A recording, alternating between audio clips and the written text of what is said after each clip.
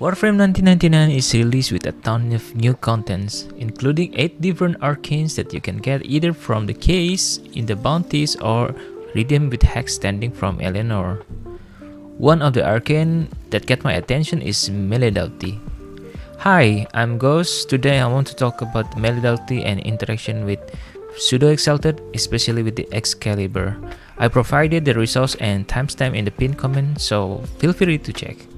Alright, now first of all, let's talk about Melee Doughty. As in the description of the arcane, Melee Doughty gain 1.x critical multiplier every 10% of the puncture status change on your melee weapon. Well, there is a math behind it, and please my editor put it on the screen.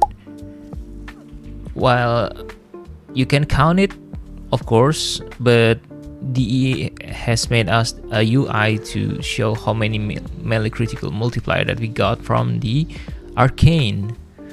The general rule is as long as your weapon has high puncture portion of the damage, meaning like for example 100 damage and your puncture is 90, it means that you have 90% puncture portion, and if you have like 200% status change, it will get 18 critical multiplier.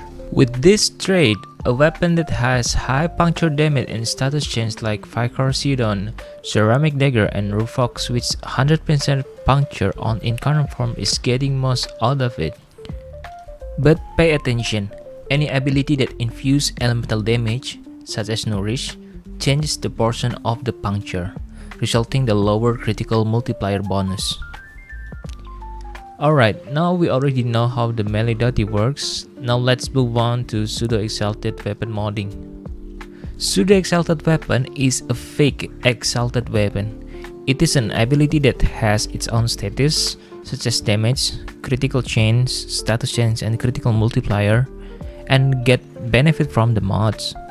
But it doesn't have dedicated place to place the mod like Exalted weapon. Instead, it's getting the mods from your melee weapon. For Excalibur, he has on his Pseudo Exalted on his first ability called Slash Dash with terrible 0% critical chance, only 100% critical multiplier, and 0% status chance. But since the Pseudo Exalted getting mods from the melee weapon, Incarnate evolution of base status bonus also benefit the Pseudo Exalted. Let's take the example using Ceramic Dagger Incarnate. On 4th evolution, when we choose Absolute Failure, it adds 30% base critical chance. So initially, the Slash Dash that does not benefit from crit chance because it has 0% critical chance status. Now it has base 30% critical chance. Let's move on to the main topic. So, how does the Melee Doughty interact with the Pseudo Exalted? Melee Doughty only care the puncture status portion on your melee weapon, not the pseudo. But it transfers all the final critical multiplier bonus to the Pseudo Exalted. To prove that, I'll invite you to the simulacrum where I can show you how actually happened in the game. Alright guys, welcome back. I'm in the simulacrum now. I will leave it unscripted. Well, now I want to test the Melee Doughty with the Ceramic Dagger and how it interaction to the Slash Dash. First, let's unmod everything. Well, this is just attack speed, it doesn't matter. Well, I have the strength, so I'll change the normal Excalibur. Alright, no charge at all. And base is okay. Let's unmod everything. Alright, base is 250 and pure slash. Then we don't equip anything, right? So yeah, somehow in simulacrum when you equip the Melee Doughty, it will be there. I don't know, it's bug I think. Alright. With this, we deal non-crit is 40. Okay, 40 damage. Now let's see if we can crit. We will use red foot offense. In this case, I'll unequip everything. Alright. The red bull advance should be give 100%. So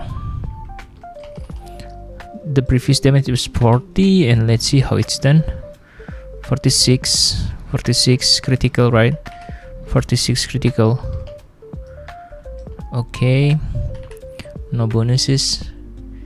Then when we equip the Melee Doughty,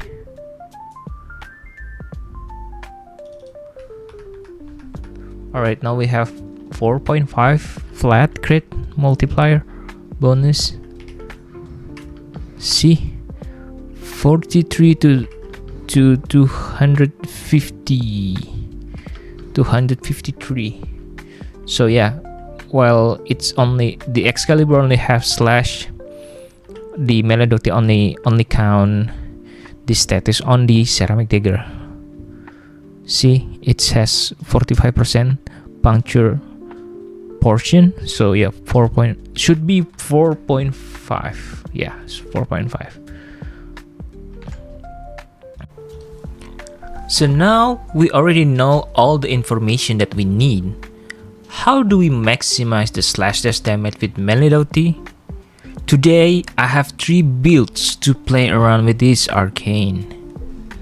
On the first build, we need to choose Absolute Failure on the Ceramic Dagger 4 evolution to get base 30% critical chance. Then we mod for the damage, critical chance, and status chance. Here's the build. Why we don't need to mod for critical multiplier or critical damage like Organ Shatter? Because since the base critical multiplier of slash dash only 1.x, it is outnumbered when you choose more status chance and get the bonus from the arcane itself. With this build, we can reach 261% critical chance and 4.7 critical multiplier at base, up to 13 critical multiplier at 12x combo. On the second build, in order to make this build works, you need to subsume Clairvoyant ability Redful Advance to provide final critical chance bonus. Then we need to choose Absolute Dominion on the Ceramic Dagger 4 evolution to get base 30% status change to increase from 20% to 50% on the Ceramic Dagger. Here's the build. As you can see, we mod for the damage and all into status chance. With this build, the critical multiplier bonus is increased to whopping 18.5 at base and 38.2 at 12x combo. Not only that, normally the slash dash only do 1 slash proc per hit to the guaranteed slash. But since the 30% status change is transferred from the Ceramic Dagger to Pseudo Exalted, meaning the total status chance on Pseudo reached 255% at 12x combo. Now the slash dash deal 1 plus 2 or 3 times slash proc. 1 is guaranteed and 2 to 3 slash from the status chance. Alright, on the third build, it's just a variation from the second build, where we are replacing 2 status mod for cold and hit 60-60 to get blast damage. Here is the build. I know, it sacrificed some critical multiplier down to 12.3 at base and 25.6 at 12x combo. But it is worth it. Why is that? You see, unlike Coral Whip Claw that have damage radius on hit up to 10 meters, Slash Dash just does not have any. The result, the Slash Dash only hit one single enemy at a time with no grouping. Despite dealing so much damage, it cannot catch up with the AoE meta. So this is where the blast status help. Based on wiki, blast damage on maximum 10 stacks or when the target dies, the fuse will forcibly and early and all stacks are dealt simultaneously as enemies within 5 meters are dealt 300% of the base damage per proc. The radial damage of blast also scale with the critical multiplier, which we already have a ton of it. Here are the formula. Since the Slash Dash has good status change, the blast proc will help to clear nearby enemies within 5 meters of the target. Before I continue, I really appreciate if you can spare a like and subs. Cheers! Moving on to the Excalibur, here's the build. Starting with the aura, I prefer Brief Respite for the survivability. First two mods are for the augments, Surging Dash to build up combo and Furious Javelin since it multiplied all the melee damage.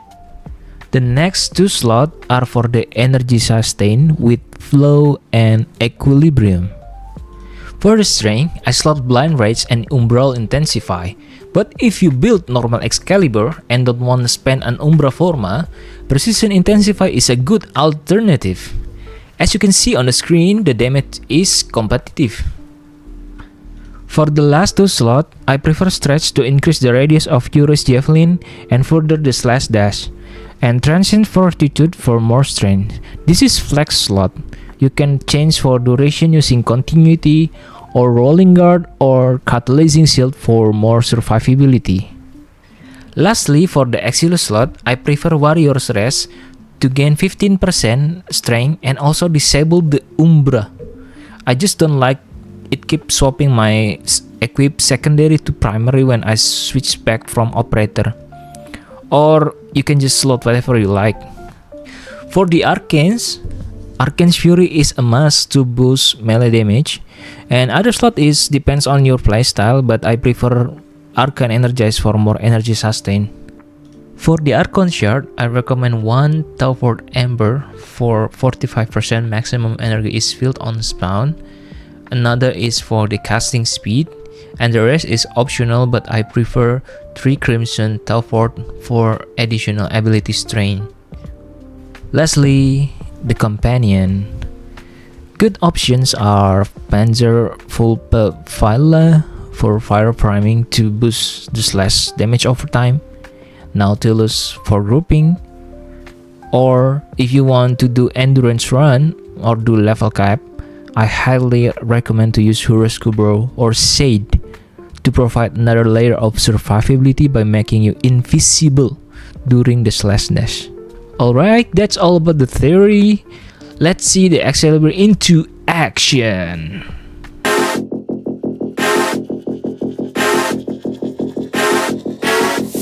New phone, who this? I'ma pull up in a brand new whip. You gon' try me, that's real stupid. Go all out, it's all I do, babe. New phone, who this? I'ma pull up in a brand new whip. You gon' try me, that's real stupid. Go all out, it's all I do, babe. Pull up in a brand new whip. You gon' get paid, all out, it's all I do, babe.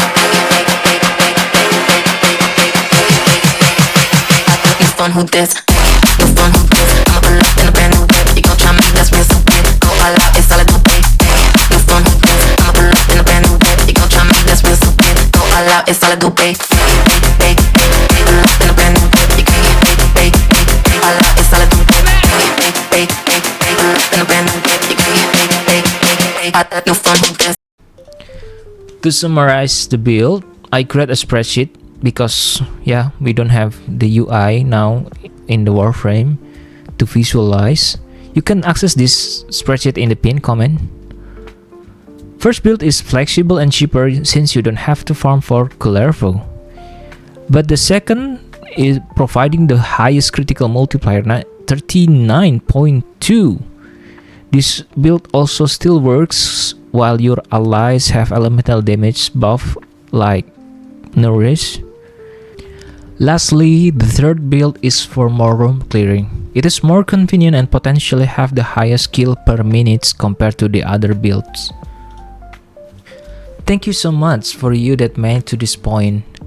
If you enjoy this kind of video, I really appreciate if you can leave a like and subscribe. Try it yourself and let me know which build that you enjoyed the most. See ya!